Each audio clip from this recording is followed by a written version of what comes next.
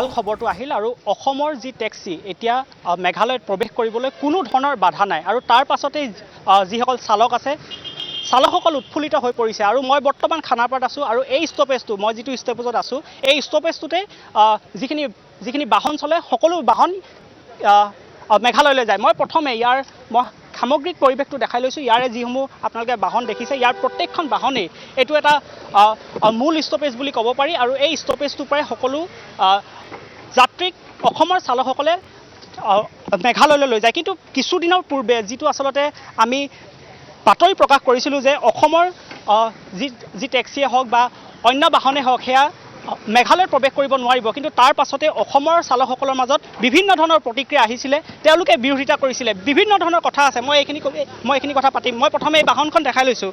এই বাহনখন যদি চাই তেওঁলোকে লিখিছে ইয়াতে টুৰিষ্ট পাৰ্মিট বুলি লিখিছে, তাৰ সমান্তৰালভাৱে লিখিছে অসম, মেঘালয় আৰু অৰুণাচল। গতিকে এনেধৰণৰ প্ৰত্যেকখন বাহনেই চৰকাৰক টেক্স দি আহিছে, তাৰ সমান্তৰালভাৱে প্ৰত্যেকখন বাহনৰে আছে তেওঁলোকৰ নিজা নিজা পাৰ্মিট। কিন্তু তাৰ পাছতো আচলতে যি মেঘালয়ৰ ফালৰ পৰা খাচী ইউনিয়নে আচলতে সেই দাবী উত্থাপন কৰিছিলে যে অসমৰ যি আচলতে বাহন হওক সেয়া মেঘালয়ত প্ৰৱেশ কৰিব নোৱাৰিব আৰু তাৰ পাছতে অসমৰ চালকসকলৰ মাজত বিভিন্ন ধৰণৰ প্ৰতিক্ৰিয়া আহিছিলে। মই অকণমান ইয়াৰে যিসকল চালকসকল আছে মই অকণমান কথা পাতিবলৈ চেষ্টা কৰিম। এতিয়া যথেষ্ট উৎফুল্লিত বুলি ক'ব লাগিব এই সিদ্ধান্তটোৰ পাছতেই। মই আহিছোঁ আপোনাৰ ওচৰলৈ। যি সিদ্ধান্ত দিলে ইতিমধ্যে আমি সকলোৱে জানোৱেই যে এতিয়াৰ পৰা আচলতে ইয়াত কোনো ধৰণৰ বাধা নাই, সকলো বাহনেই প্ৰৱেশ কৰিব পাৰিব। প্ৰথম প্ৰতিক্ৰিয়া কি হ'ব?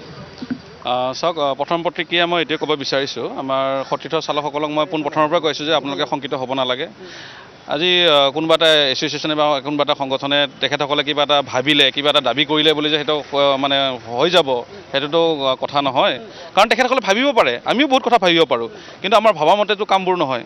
গতিকে তেখেতসকলে ভাবিলে, তেখেতসকলে কোনোবা মিনিষ্টাৰক লগ কৰি পেলাই, টুৰিজম মিনিষ্টাৰক লগ কৰি পেলাই তেখেতসকলে মেমৰেণ্ডাম এখন দিয়াতে কিছুসংখ্যক নিউজ চেনেল বা আজিকালিতো বিভিন্ন ধৰণৰ ছ'চিয়েল মিডিয়াৰ যুগ, তাতে কিছুসংখ্যকে মানে ভিত্তিহীনভাৱে কিছু বাতৰি প্ৰচাৰ কৰিলে যে এইটো 25-26 তাৰিখৰ পৰা আমাৰ কোনো অসমৰ গাড়ী মেঘালয়ত প্ৰৱেশ কৰিব।